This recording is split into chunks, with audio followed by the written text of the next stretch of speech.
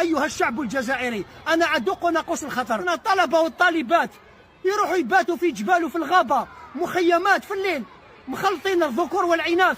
احنا الرسول صلى الله عليه وسلم ولادنا كي يبلغوا 10 سنين في الحديث الطويل مروا أبناءكم بالصلاة ل7 واضربوهم عليها في 10 وفرقوا بينهم في المضاجع خشية الفتنة والشهوة. هذو ولادك لازم تفرق بيناتهم في المضاجع في الفراش. أيها الجزائري، وين راه النيف تاعك؟ معروف الشعب الجزائري باللي عنده النيف. تبعث بنتك تقرا في الجامعة، تبعثها تروح للجبل وللغابة في المخيمات الجامعية، والله غير جهال قريش ما داروهاش.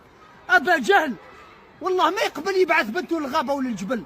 يا ناس حبيتوا تجيبونا زلزال، حبيتوا تجيبونا الحرب، حبيتوا تجيبونا الطوفان البركان. يا ناس حذاري، البلاد اللي يكثر فيها المعاصي ربي يدمرها. وإذا أردنا أن نهلك قرية أمرنا مترفيها ففسقوا فيها فحق عليها القول فدمرناها تدميرا.